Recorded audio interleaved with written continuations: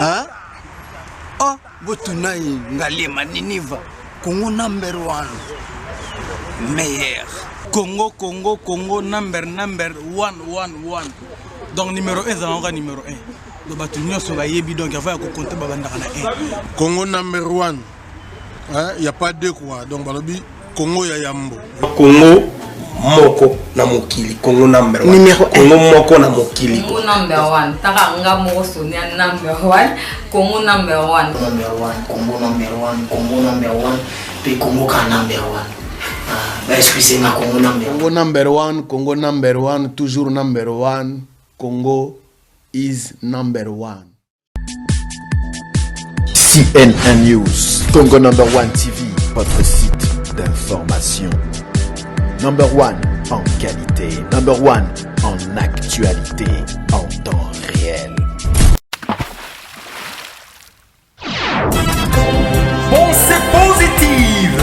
Pensée positive, magazine d'information générale, toutes tendances confondues. Présenté par Stella Oloa, Somo trop Somo. Magazine d'information générale, toutes tendances confondues. Pensée positive, présenté par Stella Oloa, Somo trop Somo. Pensée positive. Stella Oloa.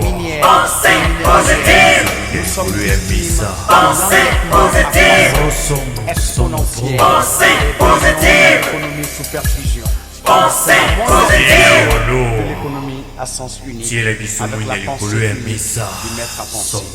Réveille-toi, Afrique. Tous les Congolais, l'espoir.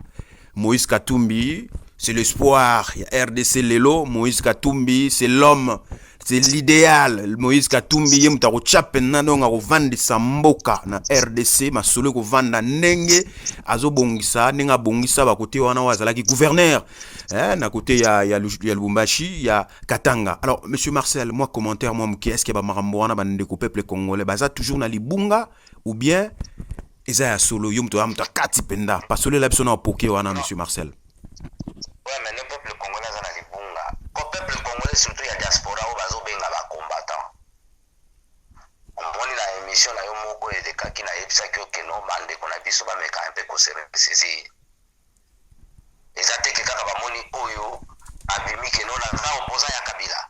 Parce que le lendemain ou après-demain, ceux qui les lots Bizi Makara ou bien Rubero alubi ke naza opposant ya Kabila. Ayebi kaka na mboka na bino wana bozali na Bruxelles, ba combattant na bino wana. Ba kolanda ye ba kobenge ma ya sika.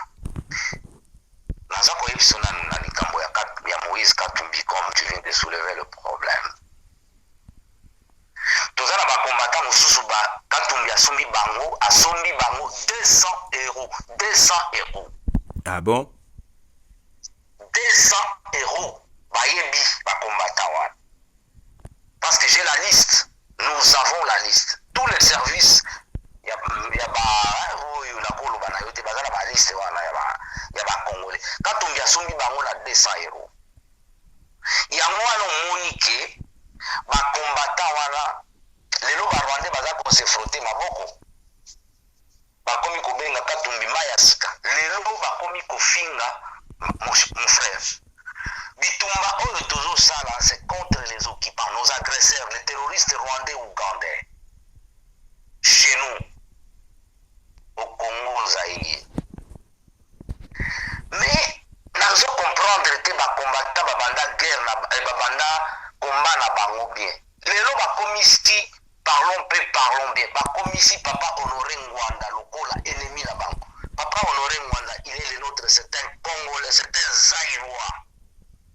Mais j'ai entendu na Belgique, na Binoana, les Congolais, na mois de je ne sais pas, septembre, octobre, balobaki baza pour Papa Ngwanda. Le mois de novembre, enterré le président Étienne Tshisekedi wa Mulumba. Ouais, monsieur Marcel, moi je mérite sur le par rapport à Moïse Katumbi, hein, bon, monsieur Honoré.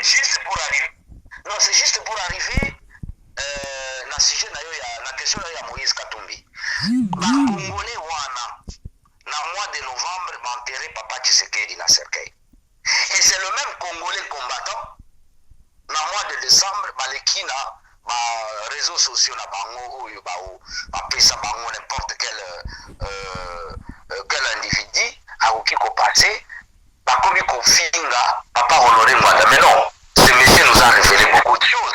Parlons bien. Et ça dit que parce que Moïse Katumbi aïe, c'est un juif par son père, maman naïe rwandaise, j'arrive.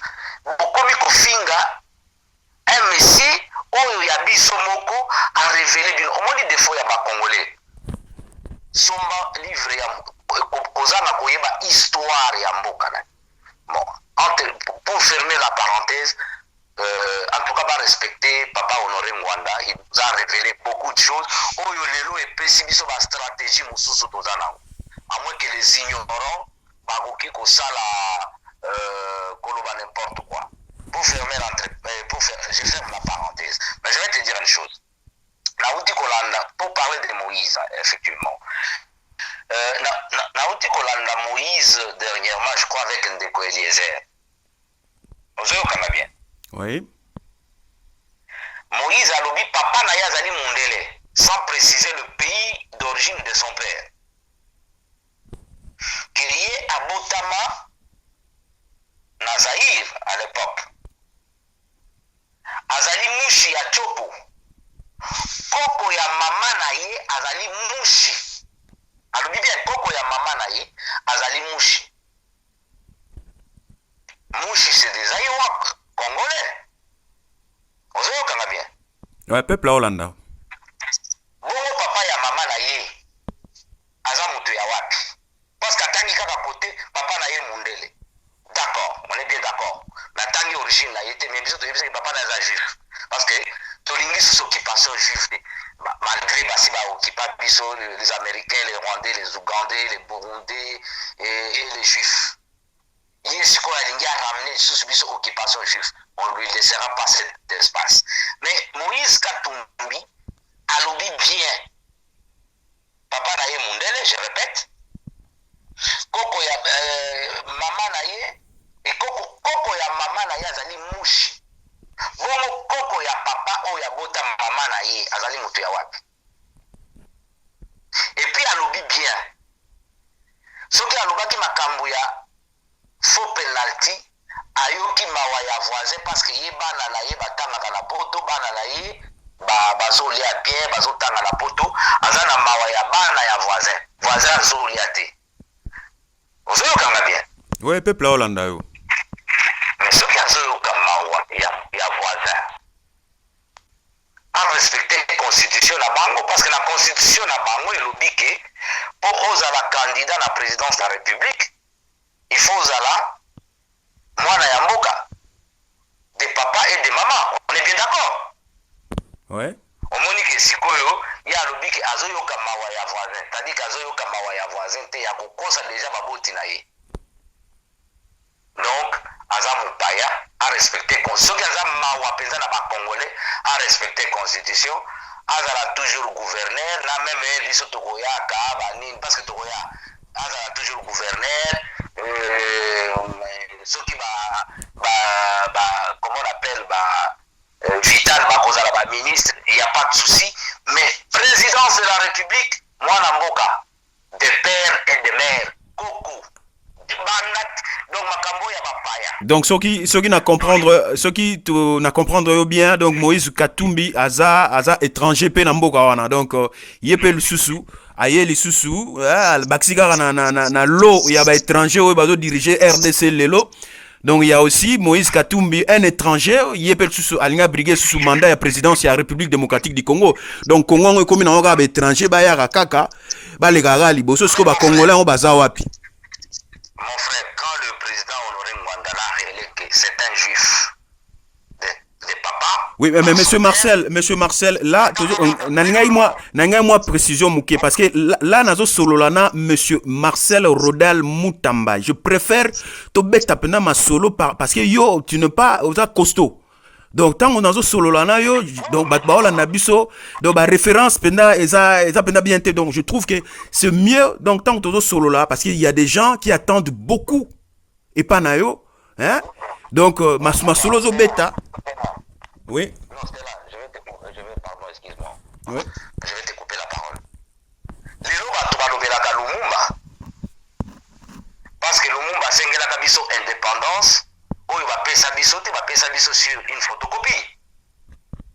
Mais à chaque fois, il y a un problème, il y a Papa Ngwanda qui l'avait révélé. Il y a Kolobake, Moïse Katou, Yaza Moupaya. Mais aujourd'hui, mais aujourd'hui, il est de Papa Mondele. Ça veut dire qu'il est étranger. Il y a beaucoup d'endimi, mais avant, bien sûr, il a les droits des sols, comme partout. À Boutama, na Zaïre.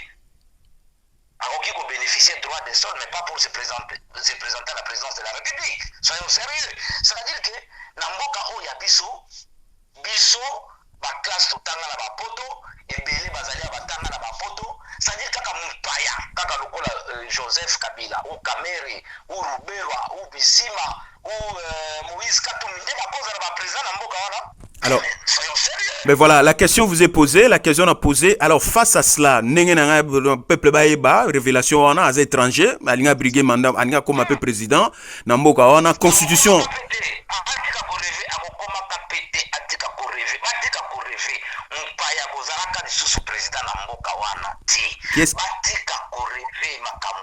Qu'est-ce qui prouve parce que l'autre homme à la tête du pays, c'est un étranger. Qu'est-ce qui prouve, qu'est-ce qui garantit que l'élo na mboka wana étranger le système mutako diriger mboka wana et c'est pas pour rien dans toutes nos questions wana parce que na yebi costaud. Ouais, mais il faut attendre maintenant le moment venu. Kaka ye moko population wana moto comment on appelle ako questionna kanga lobi mais à l'époque à travers les ondes de Stella Oloa tu nous avais dit étranger à diriger quand les mboka à la tête du pays na mboka lokola Zaïre Congo. C'est à ce moment-là.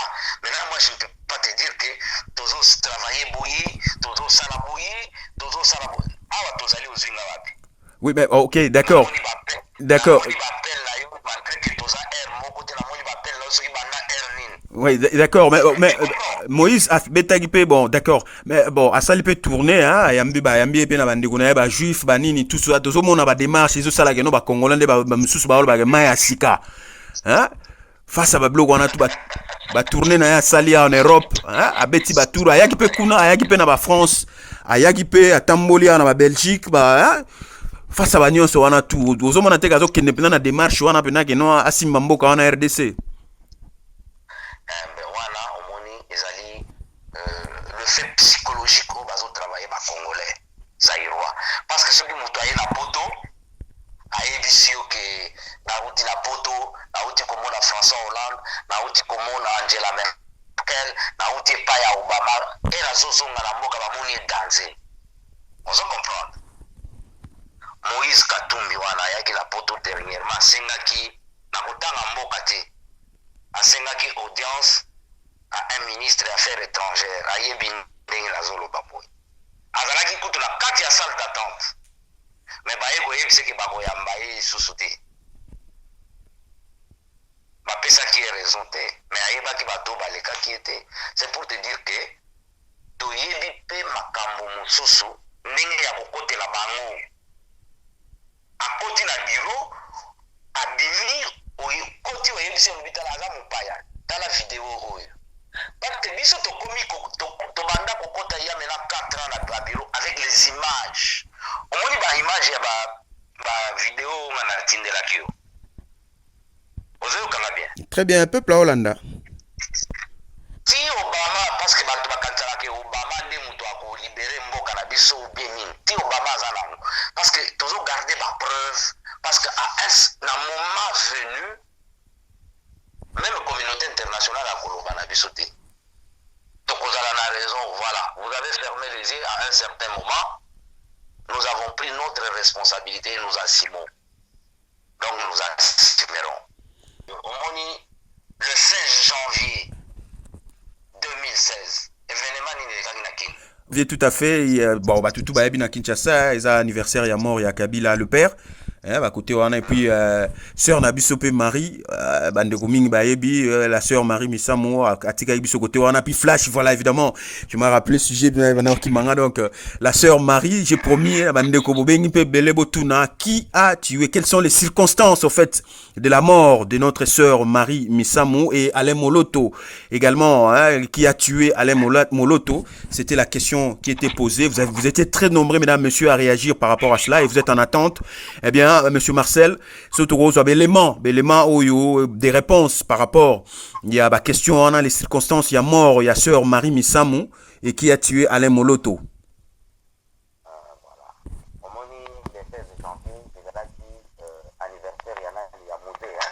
Ouais, le feu musée, oui. Président Oyabino Yamboka Congo. Na mama na ye bade ayakodefa wana oyo bobengaka soki sifa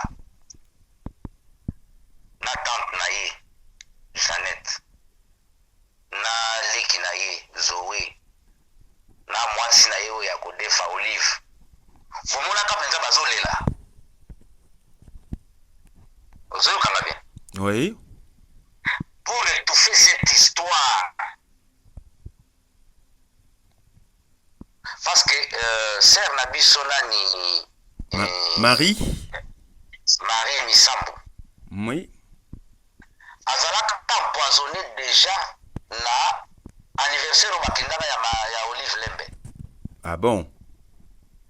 Bato na médecin oyo ya traitaki alobaki azalaki na ba problème na poumon. Bien sûr, n'importe qui peut avoir le problème na poumon. On ne refuse pas. Vous savez quand même bien. Oui. Et bembe na ye batia yango na njili. Baye kolongola bembe ekela ngaliema. Vous savez quand même bien. Oui. Kimbuta yango oyo alobaka za mwana kin. En tout cas, mboka oyo. Ake kosomba ebembe na $20,000. La famille na ye. Pour éviter l'autopsie. Il n'y a pas eu la vérité. Au moins, les bateaux vont empoisonner Alain Moloto. Oui. Bango va empoisonner Marie Misano. Il y a 2 grands musiciens de chez nous qui sont sur la liste. Oyo baga déjà va empoisonner Bango. Pour étouffer l'événement. C'est-à-dire que juste après, il y a 2 musiciens qui vont oyo bakolandana.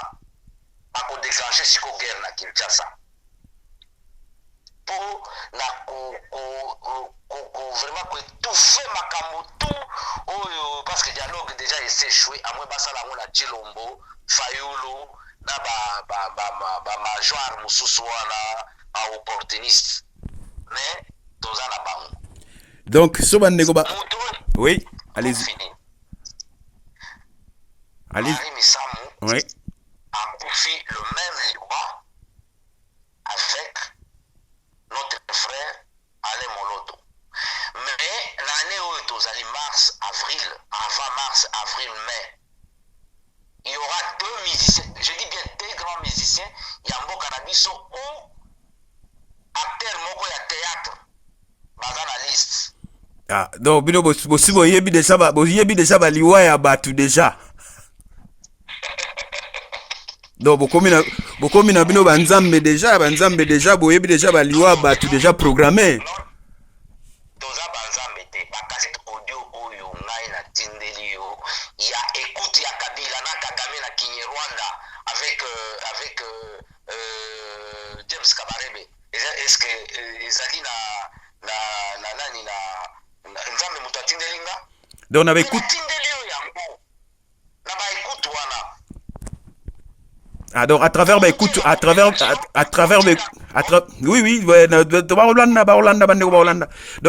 écoute vous arrivez quand même à déterminer qu'il y aura encore 2 musiciens et dans le monde na biso et puis soit un acteur ou bien actrice moko ya ba théâtre na biso à okufa d'ici là.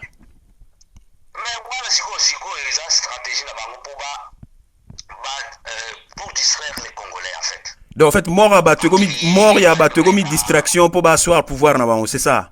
Mais oui, mais pour les agresseurs, nos occupants, et comme ça pour les Congolais, tout comme un peu le quoi, bazo bamoko boy, mutu akufi, il faut mutu oya, aza connu, ce n'est pas n'importe quel mutu à famille pauvre qui n'est pas connu, il faut mutu moko ayebi po, ba même biso na vague wana, ba bosala makambo oyo koleka. Oyebi na vague oyo bamemi bato na liwa ya ser na biso Marie Misam. Oui. Oyebi combien de militaires rwandais bakoti? Oyebi combien de mercenaires bakoti? Ah, ok. Donc ça fait partie de la stratégie na bango ba kotisa bato mulili na mboka. Mais c'est la stratégie. Combien bakoti? Oh là. Voilà, mesdames, messieurs.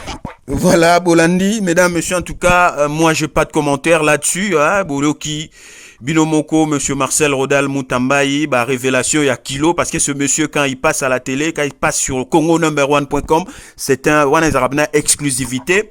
On ne parle pas du n'importe quoi, on parle des choses sérieuses, parce que c'est un monsieur sérieux, Adam Moutoubena Masolo, il y a Kati, Bolandi Wana, et en plus, moi, Oloa, je suis pas là pour raconter du n'importe quoi, du blabla, tout ça, là, Moussala, avec beaucoup d'objectivisme, et puis, éthique na maman, ya boulot, tout ça, là, on sengeli, et surtout, l'objectif premier pour Nangaï, c'est le citoyen congolais qui se retrouve dans son pays. C'est très important. Côté Oana, au-delà de tout, que le peuple congolais se retrouve dans son propre pays. Et nous avons tout, mesdames, messieurs, ça, personne ne va nous contredire. Côté Oana, il suffit qu'à tous en a bolingo, parce qu'il n'y a pas l'amour dans ce pays. C'est pourquoi les choses ne marchent pas. Et l'état de droit, je l'ai toujours dit, ça fait peur pour la République démocratique du Congo, mais on en a besoin pour le développement de ce pays. Mesdames, messieurs, monsieur Marcel, à moins que vous en ayez l'eau, au Bakissa, sinon, Tokosuka Wana.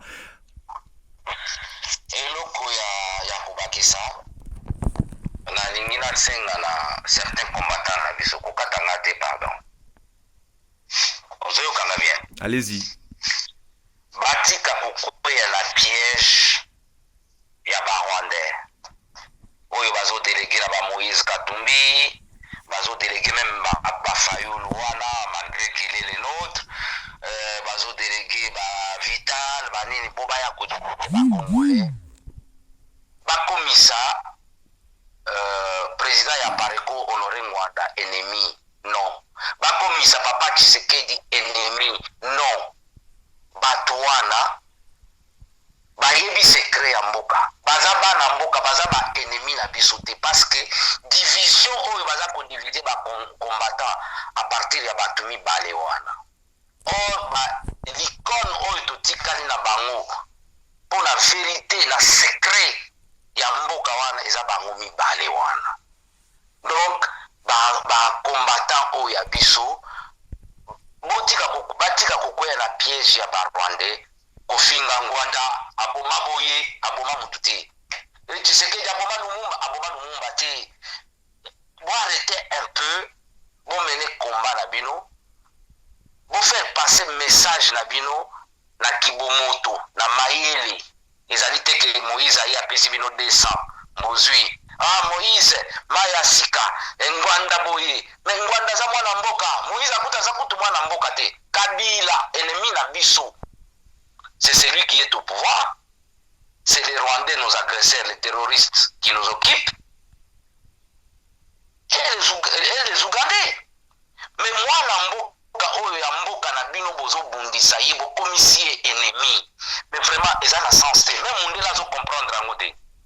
Même batu ya Afrique ya mboka mususu lokola ba Malien, ba Sénégalais bazo comprendre te. Mutu akoloba mais Ngwanda il est le ventre, oui. Mais pourquoi batu bazo critiquer? Pourquoi bato bazo combattre ili ba combattre Kabila, ba combattre bato lokola ba Moïse, ba préférer Moïse. Le lendemain, ba kotinde la biso nani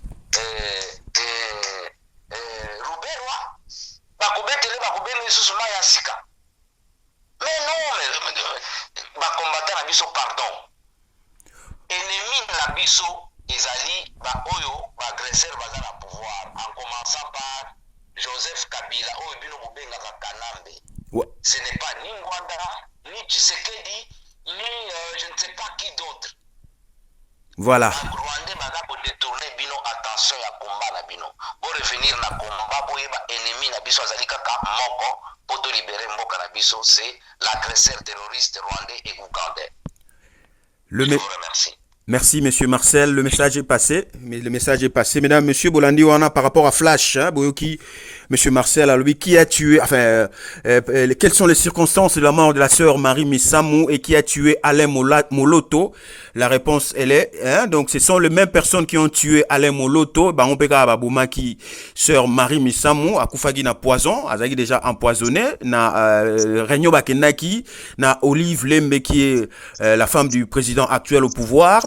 Et puis ça fait partie de la stratégie na bango au sommet de l'État pour robomal sous moi deux musiciens, hein, côté wana soit acteur moko bien actrice moko ya ba comédie na biso na RDC akufa d'ici là stratégie na bango toujours pour distraire peuple congolais kotisa masse moko importante ya nguna pour coloniser konza pena mboka wana na ndenge sengeli côté wana. Donc voilà, par rapport ya flash oyo ezaki lancé sur CNN News Congo #1.com, la réponse elle est donnée.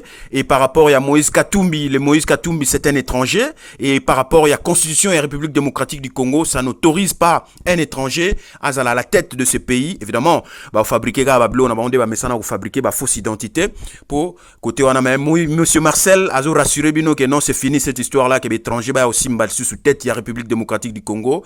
Oubliez ça, rêve en bien permis à tout le monde, mais et aussi qu'on a un ndoto. Et puis concernant les kafu beno ya somo trop, mesdames, monsieur, massacre, génocide, yaba nande o ezali na Mikiri, na mboka wana na Mikiri, na Mikiri, na Miriki, pardon, et na diocèse ya Butembo Beni, côté wana bazo boma bande kona nenga mukiete mboka na biso congolais. La mère Mende ne fait même pas mention de cela. Le chef de l'État passe avec son discours comme quoi la République démocratique du Congo, Kimi ezali, paix ezali, c'est vraiment des choses inadmissibles à la tête de ce pays. Moi je vous donne le preuve. Bazo massacrer batou, mesdames, messieurs. Je suis là pour la vérité. Je suis la voix des sans voix pour dénoncer, dire les choses telles qu'elles sont. Voilà mon but et mon combat, mesdames, messieurs. Merci à vous tous qui avez pris un peu de votre temps pour Bolandabiso sur CNN News Congo #1.com. Je vous fixe rendez-vous, monsieur Marcel a promettre biso audio sonore, hein, il y a le président actuel na Masanae ou bazo simamboka wana na nenga mukete bazo diriger Masanae Kagame ne bazo solo la poka ba stratégie na ba mettre en place pour ba konza peuple congolais. Mais Dieu, il est bon et il est grand. Il y a de confondre ba marambutezo bimana pour ça sur la voie, il y a Congo #1.com à travers votre humble serviteur Stella Oloa et monsieur Marcel Rodal Mutambaï. Portez-vous bien, mesdames, messieurs, et la lutte continue. La République démocratique du Congo a besoin de tout le monde, citoyen congolais. Si tu te reconnais comme citoyen congolais, l'heure est venue, mesdames, messieurs, de mettre la main dans la pâte pour que les choses changent dans ce pays et que le Congolais se retrouve dans son propre pays. Je vous aime tous, prenez bien soin de vous et surtout de la République démocratique du Congo. Allez, au revoir. CNN News, Congo #1 TV, votre site d'information. #1 en qualité, #1 en actualité, en temps réel.